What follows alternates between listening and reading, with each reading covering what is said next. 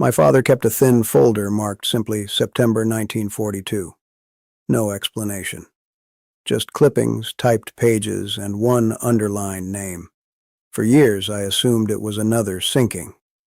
The Atlantic was full of them. It wasn't until much later, when I compared his notes with official naval records and post-war trial documents, that I realized this wasn't just about a ship. It was about a decision. If you'd like to see the archives and tribunal records where this was preserved, I've listed them in the description. What began as a rescue ended as policy. Here is that story. September 1942. Somewhere in the South Atlantic, a German submarine surfaces after dark. Hundreds of people cling to wreckage in black water. Oil slicks burn in patches across the waves. The submarine commander does something no one expects. He begins pulling survivors from the sea. He radios his position in the open, unencrypted, for anyone to hear. He drapes a Red Cross flag across the gun deck of his vessel. For days, he coordinates a rescue across enemy lines. And then the bombs come. Not from the enemy he torpedoed, from the Allies. Within a week, Berlin issues a new directive. No more rescues at sea, no more pulling the drowning onto lifeboats, no more offering water or food or compassion to the shipwrecked. How did one act of mercy make the Atlantic deadlier for everyone? By September 1942, the Battle of the Atlantic had become the longest, most grinding campaign of the war. It was not fought along a single front or across a defined battlefield. It was fought everywhere and nowhere, across millions of square miles of open ocean, in weather that could kill as quickly as any torpedo. Convoys of merchant ships crossed from North America to Britain in long, slow formations, carrying the food, fuel, and weapons that kept the war effort alive. Without those convoys, Britain would starve.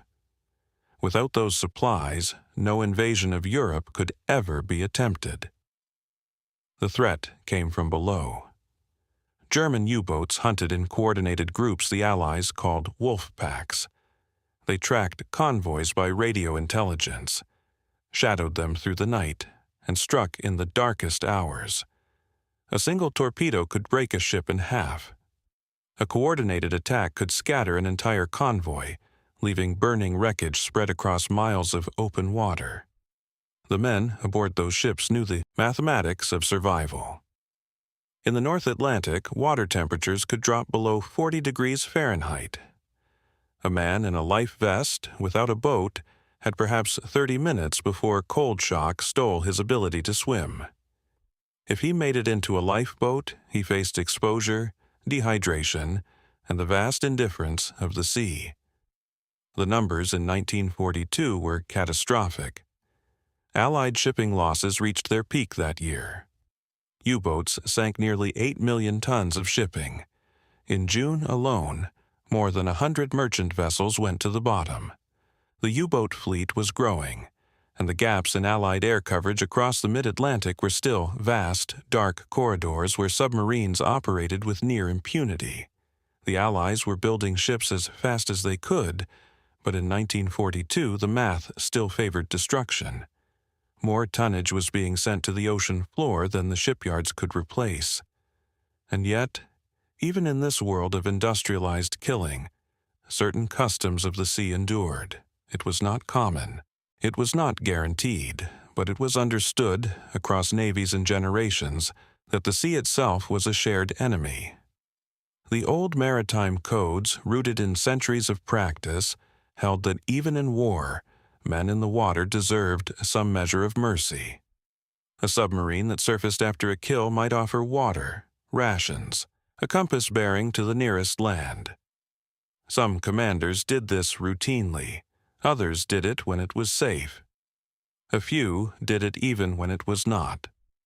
This was the unwritten rule beneath the written ones, a fragile thread of decency woven into a war that had little room for it. Prior to September 1942, such gestures were imperfect, inconsistent, and always at the commander's discretion. But they existed. They were part of the fabric of the sea war, a reminder that beneath the steel hulls and the explosive charges, men still recognized other men in the water. That fabric was about to tear, not because of a new weapon, not because of a strategic breakthrough, but because of what happened to one submarine in one stretch of ocean when its commander chose rescue over retreat. What followed would strip the Atlantic of its last fragile custom and replace it with something colder, something codified, something permanent. If this history matters to you, like and subscribe so these stories aren't lost. The RMS Laconia was not built for war. She was built for elegance. Launched in 1921 by Swan, Hunter, and Wigham Richardson in Wallsend, Northumberland, she was a Cunard ocean liner, 600 feet long, displacing nearly 20,000 tons. In her early years, she carried passengers across the Atlantic on the Liverpool to Boston to New York route. In 1922, she made history by embarking on what is widely considered the first around-the-world cruise by a passenger liner, 130 days, calling at 22 ports. She was a ship of polished brass, promenade decks, and champagne dinners. The war changed everything. At the outbreak of hostilities, the Laconia was requisitioned by the Admiralty. She was first converted into an armed merchant cruiser, fitted with deck guns and depth charges and ASDIC submarine detection equipment. By 1941, she had been converted again, this time into a troopship, her luxurious lounges stripped and repurposed for carrying soldiers and materiel across oceans that had become killing fields. By early 1942, she was running trooping voyages to the Middle East. Her final voyage began in Cape Town, South Africa. Her destination was Freetown, Sierra Leone, and then onward to the United Kingdom. She traveled alone, without escort, following a zigzag course through waters known to be patrolled by German submarines. The manifest for this crossing was complex, layered, and ultimately tragic. She carried 463 officers and crew, 87 civilians, including the women and children and the wife of the British governor of Malta, 286 British soldiers, 103 Polish soldiers serving as guards, and in the holds below, nearly 1,800 Italian prisoners of war. The Italians had been captured in North Africa and the Mediterranean theater. They were being transported to camps in Britain. Below decks, guarded and confined, they represented the largest single group aboard. They were also the most vulnerable. Locked in cargo holds with limited access to lifeboats and emergency equipment, their fate in any disaster would depend on how quickly the hatches could be opened and how much chaos intervened. The ship's captain was Rudolph Sharp, a man who carried his own burden of wartime tragedy. He had previously commanded the RMS Laconia, another Cunard liner, which had been sunk by German bombs off the French port of Saint-Nazaire on June 17, 1940, during the evacuation of British nationals and troops from France. That sinking had killed thousands. Sharp survived. He returned to sea, and now he stood on the bridge of another great liner, threading through the South Atlantic darkness. On the evening of September 12, 1942, the Laconia was approximately 130 miles north-northeast of Ascension Island, sailing through equatorial waters in the South Atlantic, midway between the coasts of Africa and South America. The night was warm. The sea was dark. At 10 o'clock that night, 2 torpedoes found her. The first struck the starboard side. The explosion tore into the holds. The Italian prisoners below were hit first and hit hardest. Many were killed instantly. The ship took an immediate list to starboard and began to settle by the bow. Captain Sharp was working to regain control of the situation when a second torpedo struck. The damage was catastrophic. Sharp gave the order to abandon ship. Women, children, and the injured were to go first. But the ship was listing hard, and the chaos was total. Some of the 32 lifeboats had been destroyed by the explosions. Passengers scrambled for life vests and deck space. The Italian prisoners locked below fought to escape. Some broke through the hatches, some climbed ventilation shafts. The scene in the water was worse. Blood drew sharks almost immediately. The Laconia sank at 23 minutes past 11, just over an hour after the first torpedo struck. More than 2,000 people were now in the water. Captain Sharp went down with his ship. It was the second time the sea had taken a vessel from under him. This time, it took him two. The submarine that had fired the torpedoes was U-156, a Type 9C long-range U-boat. She had been on patrol off the coast of West Africa, part of a broader operational sweep through the South Atlantic. Her commander was Korvettenkapitän Werner Hartenstein, one of the most capable and successful submarine officers in the German fleet. Since taking command of U-156 from her commissioning in 1941, he had sunk or damaged 21 ships totaling over 100,000 tons. He was experienced, he was disciplined, and he was about to face a decision that no tactical manual could have prepared him for. After the torpedoes struck, U-156 surfaced. Standard procedure for a submarine after a successful attack was to verify the kill, assess the damage, and potentially capture the ship's senior officers for intelligence purposes. As the submarine approached the wreckage, her crew expected the usual aftermath: debris, oil, silence. What they encountered was something else entirely. More than 2,000 people were in the water. Screams carried across the surface. Survivors clung to wreckage, to each other, to anything that floated. And amid the cries in English and Polish, Hartenstein's crew heard something that changed everything. Italian. The voices calling for help were speaking Italian. Hartenstein quickly understood the scope of what he had done. This was not merely a British troopship, it carried Axis nationals.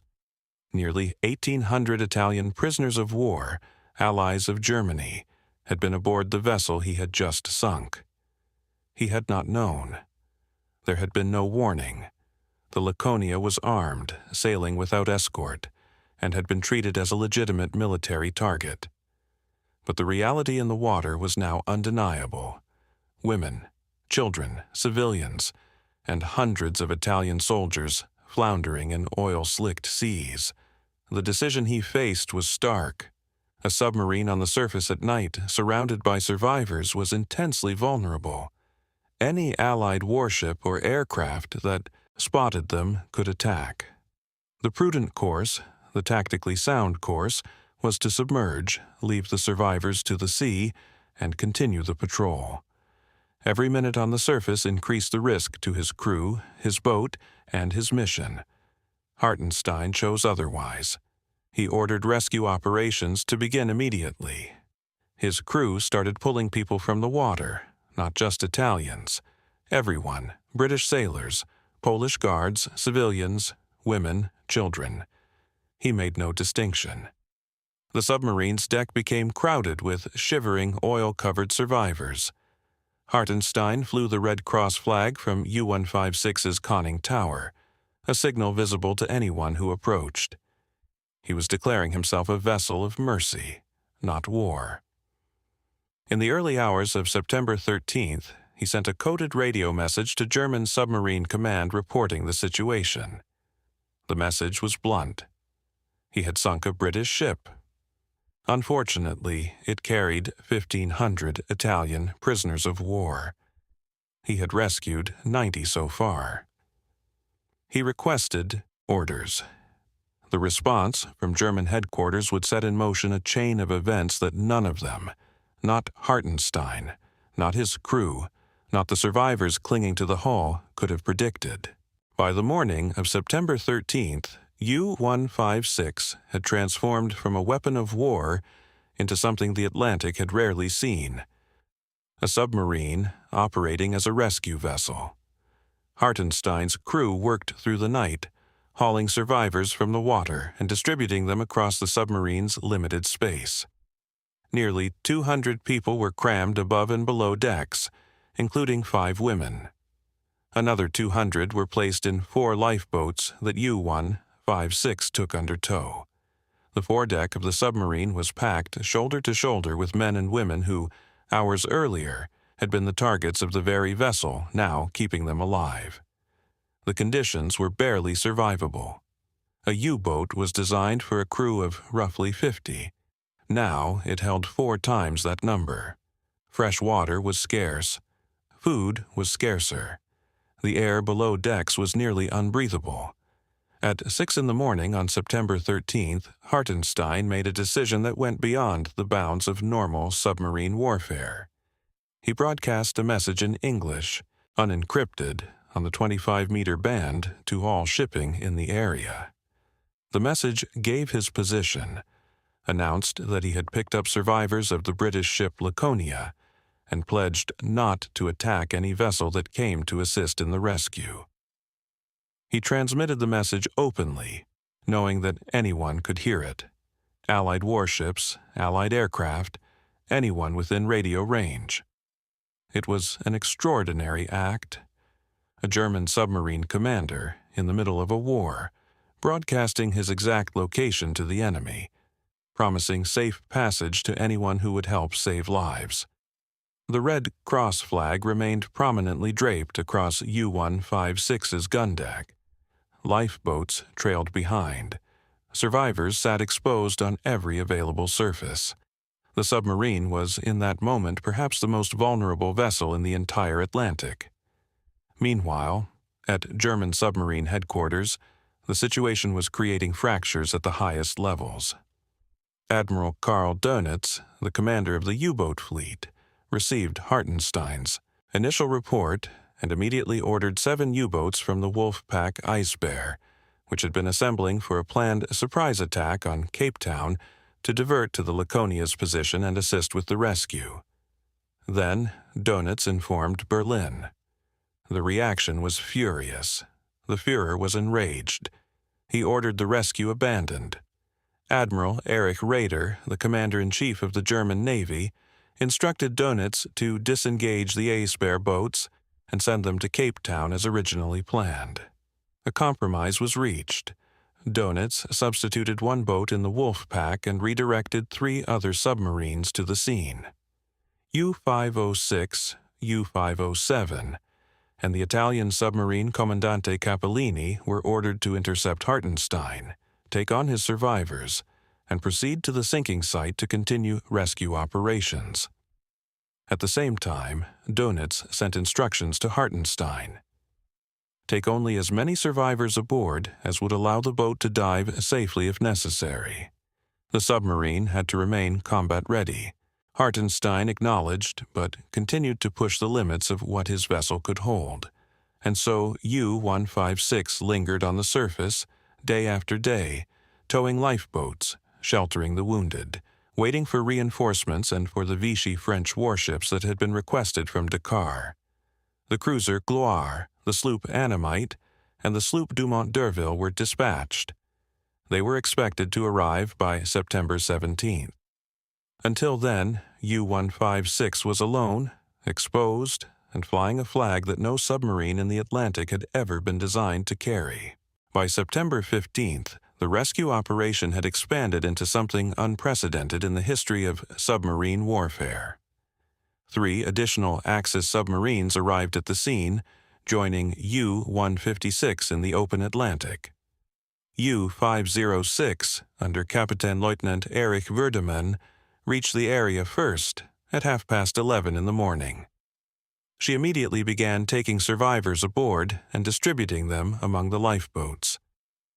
A few hours later, U-507, under Korvettenkapitän Haroschacht, arrived and did the same. The Italian submarine Commandante Capellini, under Capitano di Corvetta Marco Revedin, completed the formation. 4 submarines, 3 German and 1 Italian, now operated on the surface together, each towing lifeboats, each loaded with survivors, each flying Red Cross markings. The numbers were staggering. U-507 alone reported holding 491 survivors, of whom 15 were women and 16 were children. U-506 carried 151, including 9 women and children. The 4 submarines and their trailing lifeboats formed a slow, fragile flotilla moving toward the African coast, where the Vichy French warships were expected to meet them. From shore, the French vessels were already underway. The cruiser Gloire had departed Dakar. The sloop Annamite had sailed from Conakry in French Guinea. The sloop Dumont d'Urville was coming from Cotonou in Dahomey. The rendezvous was planned. The timeline was tight. For a brief, improbable window, the war in the Atlantic paused around this cluster of submarines and lifeboats. Enemy nations cooperated. Combatants became caretakers. The flags on the conning towers were not those of any navy, but of the Red Cross. And the survivors, British and Polish and Italian and civilian, shared the same cramped decks, drank the same rationed water, and watched the same horizon for the ships that might carry them to safety. But the British command in Freetown, Sierra Leone, had intercepted Hartenstein's open radio message days earlier. They did not trust it. They believed it was a German ruse, a trap to lure Allied vessels into a submarine ambush. No British rescue ships were dispatched. No acknowledgement was made. And on Ascension Island, a small, rocky outpost in the mid-Atlantic, a secret American airbase had been quietly operating. The base provided fuel and staging for aircraft patrolling the Atlantic and resupplying the air route to British forces in Egypt and Soviet forces in Russia. Its existence was classified. Its personnel were vigilant, and on the morning of September 16th, one of its aircraft spotted something unusual on the water below. On the night of September 16th, U-156 became separated from the other 3 Axis submarines. She was still on the surface, still towing lifeboats, still carrying survivors on her deck, still flying the Red Cross flag from her gun deck. She was alone. The next morning, a B-24 Liberator long-range bomber from the 343rd Bombardment Squadron, United States Army Air Forces, was transiting eastward from the secret American base on Ascension Island. The aircraft's crew spotted the submarine below. They could see the survivors on the deck. They could see the lifeboats being towed. They could see the Red Cross flag. U-156's crew attempted to signal the aircraft. They sent messages by flashing light in both Morse code and English. A British Royal Air Force officer who was among the survivors aboard the submarine also attempted to communicate, identifying the vessel as carrying Laconia survivors, including soldiers, civilians, women, and children. The messages went unanswered. Accounts suggest that nobody aboard the B-24 could read Morse code well enough to decipher the signals. The aircraft circled low over the submarine for approximately 30 minutes, assessing the situation.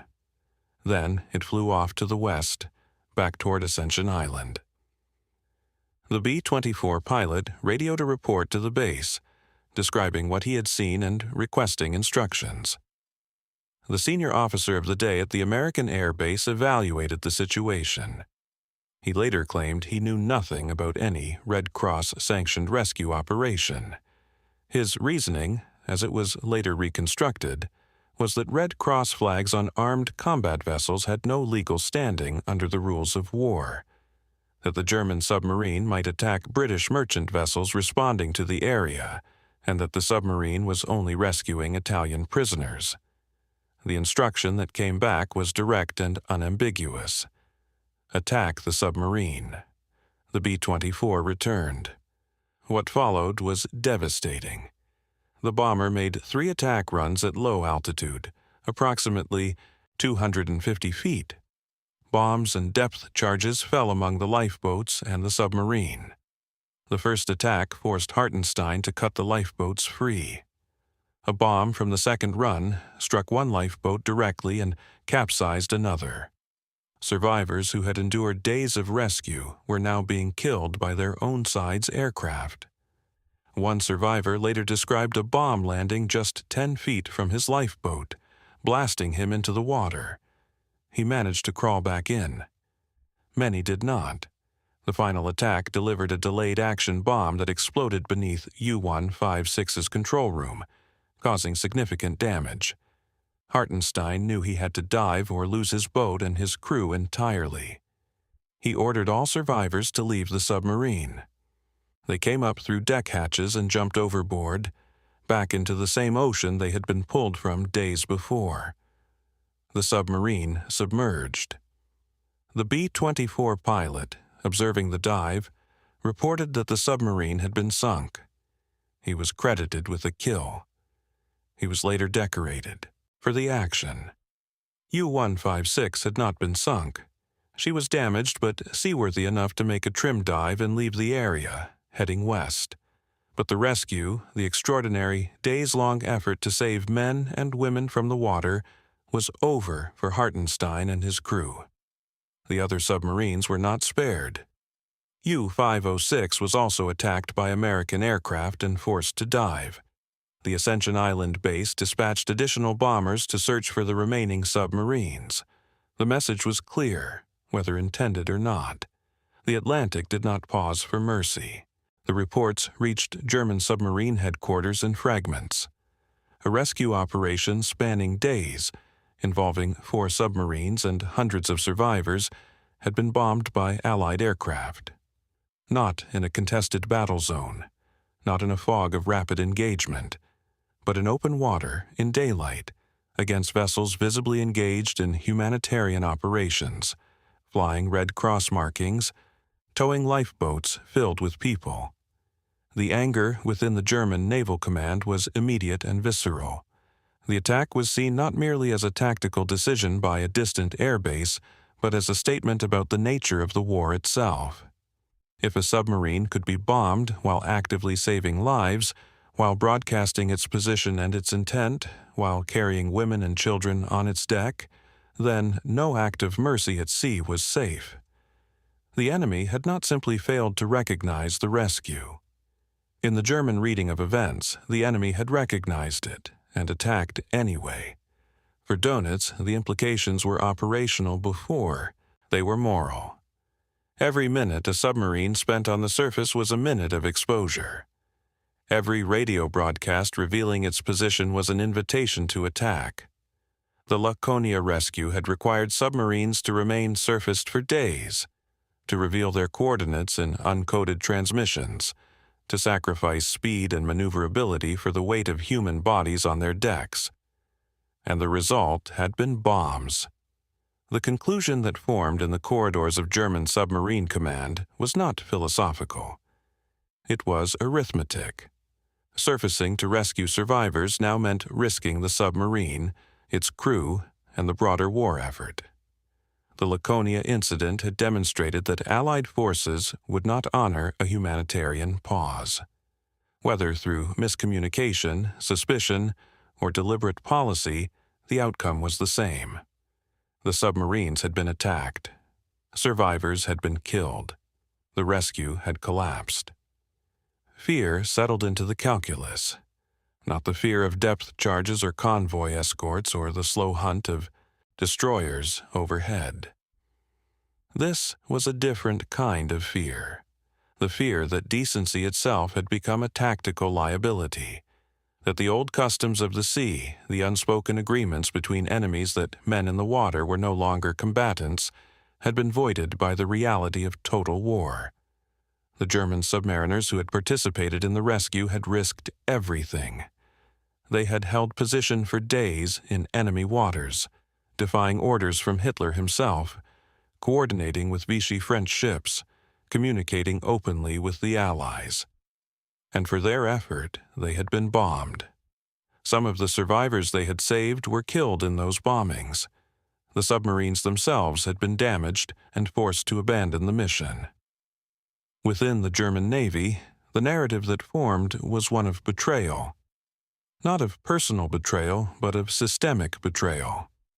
The rules of engagement at sea, such as they were, had been tested, and they had failed. The conclusion was not that Germany should have done more. The conclusion was that Germany should never do this again. Grand Admiral Karl Dönitz was not a man given to sentimentality. He was an engineer of war, a logistician of undersea combat, and the architect of the Wolfpack strategy that had brought the Allied supply chain to the edge of collapse. His concern was the survival of the U-boat fleet and the effectiveness of the tonnage war against Allied shipping. Every decision he made was filtered through a single question. Does this serve the mission? The Laconia incident forced that question into territory Dönitz had not expected to navigate. He had supported the rescue initially. He had diverted 7 boats from the Eisbär Wolf Pack, a strike force preparing for a surprise attack on Cape Town. He had authorized Hartenstein's open radio broadcasts. He had coordinated with the Vichy French authorities to arrange surface vessel pickups. He had pushed back against Hitler's order to abandon the survivors. For days, Dönitz had allowed his submarines to operate as rescue platforms, fully aware of the risk. And then the bombers came. The tactical lesson was brutal and unambiguous. Allied air power, which was growing in range and intensity every month, could reach any point in the Atlantic. A submarine that surfaced and held position was a submarine that could be found and destroyed. The summer of 1942 had already seen a dramatic spike in U-boat losses from air attacks. Monthly losses had jumped by more than 300% compared to earlier in the war. The threat was not hypothetical. It was the defining challenge of submarine warfare in the second half of 1942. Dönitz's calculation was therefore not whether to be merciful. It was whether mercy was survivable. And the Laconia incident had answered that question. A submarine that stopped to rescue survivors would have to surface. It would have to hold position. It would have to reduce its speed. It would have to accept hundreds of people onto its deck, compromising its ability to crash dive. It would have to broadcast its location. Every one of these actions was the opposite of what a submarine needed to do to survive in an ocean increasingly dominated by long-range Allied aircraft and hunter-killer groups. The broader strategic picture reinforced the conclusion. The U-boat war was at its peak, but it was also at a turning point. Allied shipyards, particularly in the United States, were beginning to outproduce the U-boat's ability to destroy. The window of advantage was closing. Every submarine lost, every patrol interrupted, every mission compromised by a rescue operation that ended in bombs reduced the fleet's ability to fight the tonnage war. Dönitz evaluated the Laconia not as a moral question but as a precedent. If his submarines continued to rescue survivors, they would continue to be attacked. The Allied response had established, whether by accident or intent, that surfaced submarines engaged in rescue were legitimate targets. The Red Cross flag had not protected them. The open radio broadcasts had not protected them. The visible presence of women and children on deck had not protected them. Nothing had. The Atlantic, Dönitz concluded, was no longer a place where compassion could coexist with survival. The enemy had made that decision for him. On September 17, 1942, 5 days after the Laconia was torpedoed, Grand Admiral Karl Dönitz issued the directive that would bear its name for the rest of history. It was formally designated Triton Null. It would become known as the Laconia Order. The order was transmitted to all U-boats operating in the Atlantic. Its language was direct, clinical, and final. All efforts to save survivors of sunken ships were to cease. The fishing out of swimming men and putting them aboard lifeboats was to stop. The righting of overturned lifeboats was to stop. The handing over of food and water was to stop. Every form of rescue, Every gesture of aid to men in the water was explicitly prohibited. The orders stated that rescue contradicted the most fundamental demands of warfare, namely the destruction of enemy ships and their crews. The only exception was for the capture of the ship captains and chief engineers, whose intelligence value justified the risk. Survivors were to be saved only if their statements were deemed important to the submarine's mission. The final lines of the order carried a tone that went beyond operational instruction. They urged hardness. They reminded commanders that the enemy showed no regard for women and children when bombing German towns. The implication was unmistakable. The courtesies of the old sea war were dead.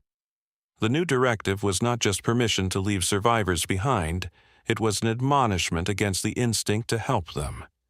For U-boat commanders across the fleet, the order represented a line drawn in ink that could not be uncrossed. Before Triton Null, the decision to rescue or not had been left to the individual commander's judgment, shaped by circumstance, risk, and conscience. After September 17th, the decision had been made for them. The order was clear. The penalties for disobedience in wartime were severe. The institutional weight of the directive pressed down on every future engagement. What made the Laconia order extraordinary was not simply its content. Other navies had practiced forms of unrestricted submarine warfare. The United States had waged unrestricted submarine operations against Japanese shipping from the very first day of the Pacific War. What made this order different was its origin. It was born not from a strategy meeting or a technological advancement or a political decision at the highest level. It was born from a rescue attempt that was bombed. A single event in a single stretch of ocean had generated a policy that would govern the behavior of an entire submarine fleet for the remainder of the war. The old customs, the small mercies, the water and compass bearings offered to men in lifeboats were not outlawed because they were strategically wasteful. They were outlawed because one submarine had tried to honor them, and the response had been explosions. The effect of the Laconia order was not instantaneous. It moved through the fleet like a slow tide, changing behavior not in a single moment but across weeks and months, mission after mission, engagement after engagement. But the direction was irreversible. Before September 1942, it had been common practice for U-boat crews to offer some form of assistance to the survivors of ships they sank. Water, food, medical care for the wounded, a compass bearing to the nearest land. These were not acts of heroism. They were practical gestures, rooted in the maritime tradition that all sailors, regardless of allegiance, shared the sea as a common adversary. It was extremely rare for survivors to be taken aboard a submarine, where space barely accommodated the crew. But small acts of aid were frequent enough to constitute a pattern, an expectation, a norm. After the order, that norm dissolved. U-boats now followed a different protocol.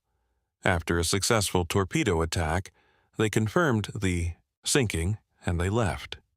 There was no surfacing to check on survivors, no approach to lifeboats, no exchange of rations. The submarine dove, repositioned, and continued its patrol. The survivors, if there were survivors, were on their own. The change was not absolute.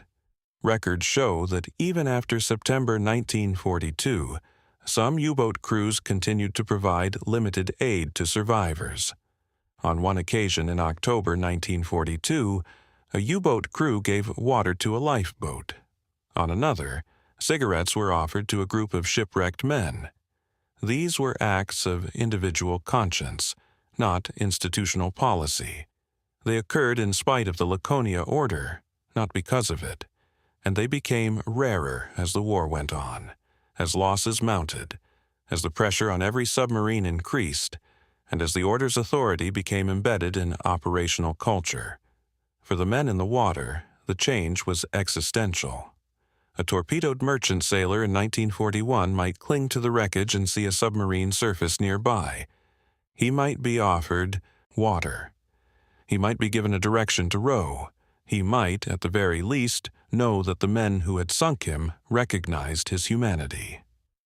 After September 1942, that possibility largely vanished.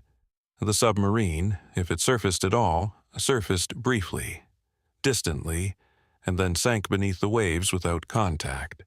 The ocean did not change. The water was the same temperature. The currents ran the same directions. The sharks patrolled the same wreckage fields. What changed was the human decision layered on top of the natural world. The Atlantic had always been a dangerous place for a man in a lifeboat. After the Laconia order, it became a place where the danger was complete, unmitigated, and deliberate. To understand what the Laconia order truly meant, it is necessary to understand what it was like to be in the water. The South Atlantic, where the Laconia went down, was warmer than the North Atlantic killing grounds, but warmth was relative. Water temperature near the equator could hover around 75 to 80 degrees Fahrenheit, warm enough to postpone hypothermia, but not warm enough to prevent it over days and nights of exposure. In the North Atlantic, where most of the convoy war was fought, the equation was far more brutal. Water temperatures in winter dropped into the low 40s and high 30s. A man who fell into those waters without protective gear had minutes, not hours. But cold was only one enemy. A torpedoed ship often left an oil slick on the surface that could stretch for hundreds of yards. Survivors swallowed oil. It coated their eyes, their skin, their lungs. It made gripping wreckage nearly impossible. It poisoned them slowly. If a fire erupted on the surface, which was common when fuel tanks ruptured, the oil became a burning carpet, and the choice was between drowning and flame. Those who made it into lifeboats faced a different kind of death. Lifeboats were small, overcrowded, and under-equipped.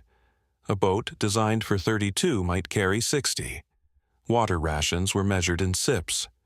Food, if it existed at all, lasted days, not weeks. The sun in equatorial waters brought dehydration at a punishing rate. In northern waters, rain and cold brought exposure and frostbite. Survivors of the Laconia itself experienced every dimension of this suffering. One group of 52 men crowded into a single lifeboat and spent the next 39 days adrift with almost nothing to sustain them. They were 700 miles from land with just 3 gallons of drinking water. They caught fish using a bent nail as a hook. They drank the blood of the fish and sucked on the eyeballs for moisture. Those who surrendered to the temptation of seawater descended into delirium. The despair drove some to simply climb over the side and swim away to their deaths. The sharks were a constant presence. Around the Laconia wreckage, blood had entered the water almost immediately.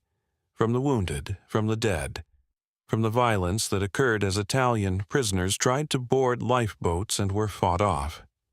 The sharks did not distinguish between the living and the dead. Survivors described bodies seized and pulled under, limbs taken in a single strike.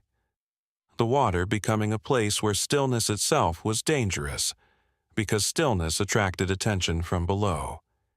This was the world the Laconia order condemned men to, not by actively killing them, but by removing the possibility that anyone might come.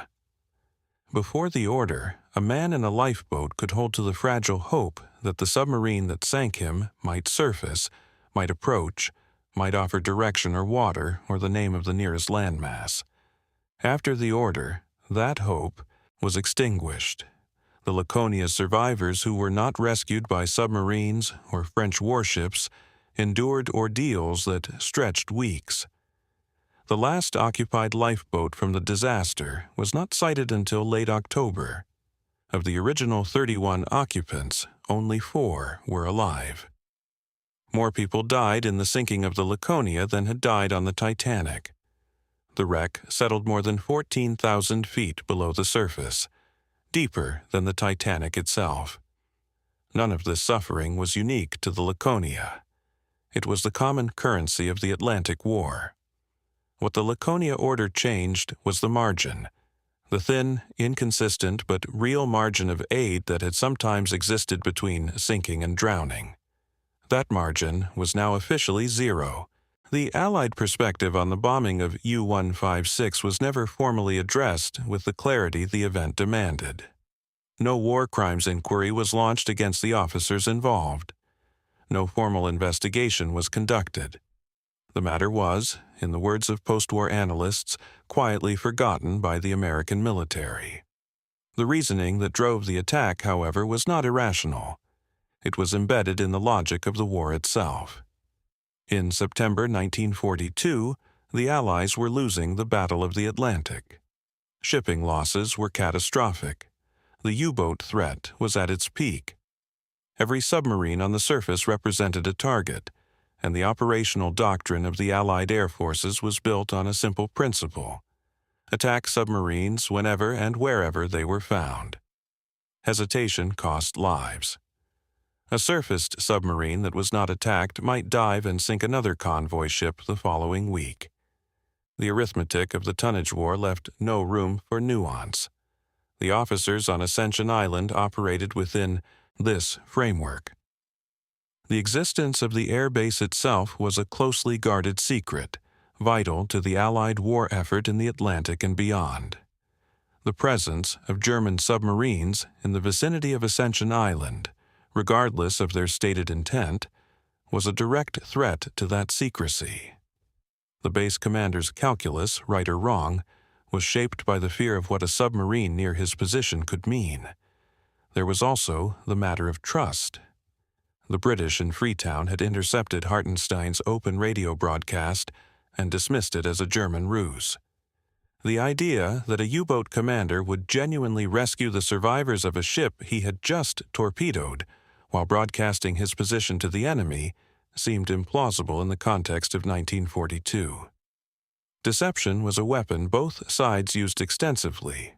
False flag operations, misleading radio signals, and camouflaged vessels were all part of the tactical landscape. The notion that this particular broadcast was genuine was, to the men receiving it, simply one possibility among several, and not the most likely one. The American officer who gave the order to attack, Captain Robert C. Richardson III, later stated that he believed combat vessels could not legally fly the Red Cross flag. He argued that the submarine was armed and therefore had no standing to claim humanitarian protection. He further assumed that the rescue involved only Italian prisoners of war, which, in his assessment, did not obligate the Allies to restrain their operations. Whether these justifications were sound or self-serving remains a matter of historical debate. What is not debatable is the outcome. The bombing scattered survivors who'd been collected over days of effort. It killed people who had already been saved once. It forced submarines to dive and abandon their rescue, and it provided the catalyst for a German policy change that would affect every man who fell into the Atlantic for the rest of the war. The fog of war is not a metaphor. It is a description of the conditions under which decisions are made, with partial information, under extreme pressure, and with consequences that are irreversible. After September 1942, the character of the Atlantic submarine war changed in ways that were both measurable and felt. The Laconia order did not create unrestricted submarine warfare. That doctrine had existed in various forms since the beginning of the conflict, practiced by both sides. What the order did was remove the last residual cushion of restraint, the informal, inconsistent, but symbolically important custom of offering some form of aid to survivors. The effect was cumulative. U-boats attacked with efficiency and departed. The moment between a torpedo's impact and the submarine's departure became shorter. The surface was visited only to confirm sinkings or to assess targets. The old pattern, the careful, sometimes hesitant approach to wreckage, the human curiosity about who had been aboard, the passing of a water canteen or a directional heading, receded from the operational memory of the fleet. On the Allied side, the war intensified in parallel. Anti-submarine tactics grew, more aggressive and more technological. Long-range aircraft, equipped with improved radar, closed the gaps in Atlantic air coverage. Hunter-killer groups, combinations of destroyers and escort carriers, pursued U-boats with relentless precision. Depth charge patterns became more lethal. Hedgehog and squid mortars were developed to strike submarines before they could react. Code-breaking efforts at Bletchley Park continued to crack Enigma transmissions, giving the Allies windows into wolf-pack positioning. The cycle of distrust deepened. German submarines struck without warning and left without aid. Allied escorts and aircraft struck without mercy and asked no questions. Each side interpreted the other's behavior as confirmation that the rules had been abandoned, and with each escalation, the space for any gesture that fell outside the binary of kill or be killed shrank further. By early 1943, the U-boat war was approaching its climax. Shipping losses remained severe. The wolf packs continued to find and attack convoys in the North Atlantic, but the balance was shifting. Allied shipyards, particularly the American yards that could produce Liberty ships at extraordinary speed, were beginning to replace tonnage faster than it could be destroyed. In May 1943, the shift became decisive. That month, known as Black May, 41 U-boats were lost. The losses were unsustainable. Donitz temporarily withdrew his submarines from the North Atlantic. The battle did not end. U-boats continued to fight for 2 more years, adapting with new technology, new submarine types, new tactics. But the peak had passed. The Atlantic had consumed vast numbers of ships, aircraft, submarines, and men. The total cost across 6 years was staggering. 3,500 merchant ships and 175 warships sunk by U-boats and other Axis forces. 783 U-boats lost. Over 30,000 men of the British Merchant Navy alone killed. And behind, every statistic, a moment in the water, a lifeboat, a horizon empty of rescue. The cold mathematics of a war fought not for territory but for tonnage. The Laconia order did not cause all of this, but it formalized the abandonment. It turned a custom of mercy into a prohibited act. And in doing so, it made the already brutal mathematics of survival in the Atlantic fractionally, but meaningfully, worse for every sailor, soldier, and civilian who found themselves in the water after September 17, 1942. The war ended. The U-boats surrendered, and the reckoning began. In November 1945, the International Military Tribunal convened at the Palace of Justice in Nuremberg, Germany. 22 of the most senior surviving leaders of the Nazi regime were placed in the dock, charged with crimes against peace, war crimes, and crimes against humanity. Among them, seated in the second row, was Grand Admiral Karl Donitz. Donitz was indicted on 3 counts: conspiracy to commit crimes against peace and waging wars of aggression, planning, initiating, and waging wars of aggression, and crimes against the laws of war. The Laconia order was a central exhibit in the prosecution's case on the 3rd count. The order was presented as evidence of a deliberate policy to deny mercy to shipwrecked survivors in violation of established international conventions governing the conduct of submarine warfare.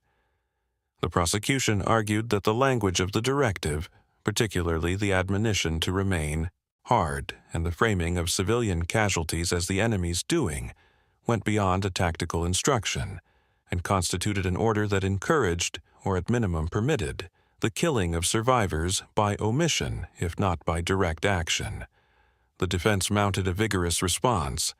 Donitz's legal team argued that the order was a direct consequence of the Laconia incident itself, that Allied aircraft had attacked submarines engaged in an open rescue operation, and that the order was a legitimate tactical response to proven danger. The defense pointed out that surfacing to rescue survivors had been shown to be lethal, not theoretically but empirically. The submarines had been bombed. Survivors had been killed. The threat from Allied air power had increased dramatically throughout 1942. The order, the defense argued, reflected the operational reality of submarine warfare in an environment where aircraft could find and destroy any vessel that lingered on the surface. The defense went further. Through a legal maneuver that would reverberate through the proceedings, Donitz's counsel secured written testimony from Fleet Admiral Chester Nimitz of the United States Navy. Nimitz stated, without equivocation, that the United States had practiced unrestricted submarine warfare against Japanese shipping in the Pacific from the very first day of the war. American submarines had routinely attacked merchant vessels without warning and had not systematically rescued survivors. The practices Dönitz was being charged with were, Nimitz confirmed, substantially identical to those employed by the American submarine force. The prosecution also introduced War Order No. 154, issued in 1939, alongside the Laconia Order, arguing that together they constituted a pattern of increasingly ruthless submarine doctrine. The defense countered with evidence showing that even after the Laconia Order, some U-boat crews had continued to provide aid to survivors, indicating that the order had not been universally interpreted as an instruction to kill. The tribunal was confronted with an uncomfortable symmetry. The practices being prosecuted on one side of the courtroom had been employed on the other. The laws governing submarine warfare, codified in the 1936 London Naval Protocol, required that submarines not sink merchant ships without warning, and that adequate provision be made for the safety of crews. Both the Germans and the Americans had violated these provisions. Both had waged unrestricted submarine warfare. Both had left survivors in the water.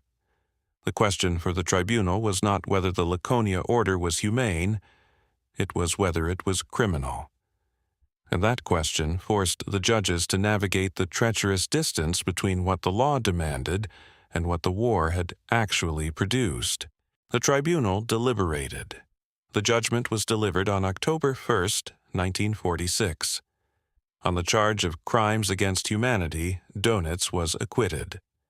On the charges of crimes against peace and war crimes, he was found guilty. The Laconia Order occupied a central but ambiguous position in the court's reasoning.